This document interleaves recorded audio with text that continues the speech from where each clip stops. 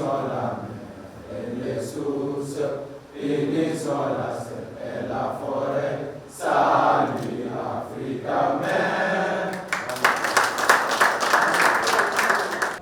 Oui, comme d'habitude, à la veille du départ de nos Lions à la Coupe d'Afrique, la fédération a l'habitude d'envoyer une délégation composée, outre moi-même président de la fédération, de membres du COMEX, du comité exécutif, mais aussi du directeur technique national.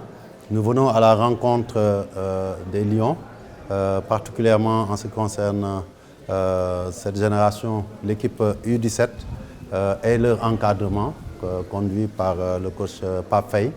Et cette rencontre vise à venir leur transmettre le message du comité exécutif, le message de l'ensemble de la communauté du football, mais aussi des Sénégalais, avant que Madame le ministre, au nom du gouvernement et du chef de l'État, puisse les recevoir et leur remettre le drapeau national, en même temps de prodiguer les volontés, en tout cas les plus fortes du peuple sénégalais et des autorités sénégalaises.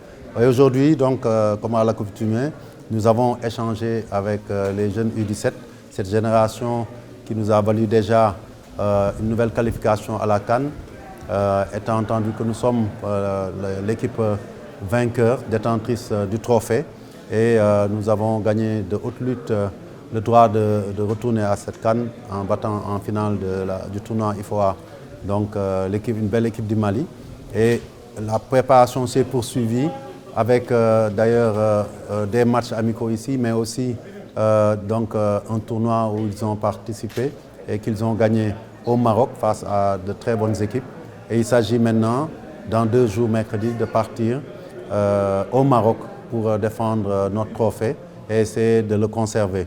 Et le message que nous avons délivré, c'est un message de motivation, en mettant aussi en exergue la qualité de cette génération d'équipe U17 grâce à leur encadrement qui a mis en avant les valeurs d'éducation qui sont les nôtres, nos valeurs d'éducation culturelle, nos valeurs d'éducation à l'honneur pour la patrie, et aussi, comme vous le savez aussi, le sens de la victoire qui repose sur 2 piliers. D'abord, l'humilité comme force de motivation, mais aussi l'ambition pour servir notre nation, servir notre drapeau. Et ça a été bien compris. Le capitaine d'équipe, Ibrahima Sow, bien qu'étant très jeune, a tenu des propos très sages, mais aussi des propos qui nous mettent en confiance. On a vu et on a relevé aussi avec le coach Pape Faye tout le travail qui a été fait pour préparer cette équipe. Et nous avons tenu aussi à magnifier la qualité de l'encadrement de cette équipe. Il est certes fourni en nombre, mais surtout en qualité. Et je disais qu'aujourd'hui, on peut être fier de voir que la qualité que nous trouvons dans l'encadrement de notre équipe A, nous la trouvons dans tous les encadrements de toutes nos catégories. Et c'est quelque part ça qui fait notre force. Et c'est ça, je pense qu'aussi, on va amener au Maroc pour pouvoir faire la meilleure prestation possible. Je suis convaincu que ces joueurs sont motivés pour nous donner beaucoup de satisfaction et pourquoi pas nous ramener le trophée.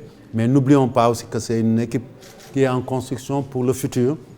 Et au-delà de gagner le trophée, se qualifier d'abord en Coupe du Monde sera aussi le principal objectif parce que cette équipe est appelée à grandir.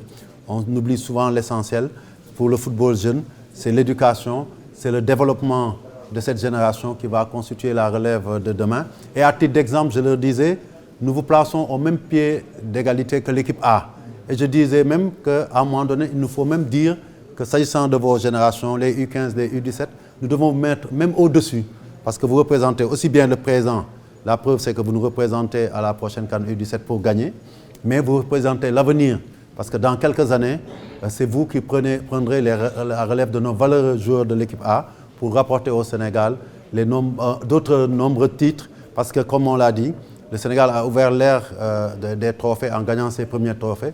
Mais le Sénégalais est loin de s'en satisfaire. Nous voulons gagner d'autres trophées et c'est un combat de longue haleine. Et c'est ces jeunes-là qui seront porteurs des espoirs de demain pour le football sénégalais. Vous savez, aujourd'hui, En Afrique, nous sommes pratiquement la seule nation qui peut dire qu'elle a qualifié toutes ses équipes dans toutes les compétitions continentales. Ça, c'est un signe de vitalité de notre football. Après avoir remporté la quasi-totalité des trophées mis en jeu il y a 2 ans, nous sommes en train de nous qualifier dans toutes ces compétitions-là. C'est un signe de vitalité. Ça montre aussi que nous sommes sur un plateau de performance et d'excellence duquel nous ne sommes pas descendus. Parce que l'objectif, c'est d'y rester durablement et peut-être pourquoi pas éternellement, parce que c'est ça l'ambition du football sénégalais. Ça, c'est important. Mais aussi, il y a des coups induits, comme vous le dites. Quand on a presque une dizaine d'équipes qui vont jouer une CAN et même une Coupe du Monde avec le beach soccer tout au long de l'année 2025, ça coûte énormément. Vous le savez aussi, ces équipes sont en préparation continue dans nos 2 centres, ici à Jules-François Bocandé, mais aussi au centre d'excellence Youssoupha Ndiaye de Guéréo. Et c'est ça qui fait que nous faisons la différence par rapport aux autres. C'est un coût induit très important.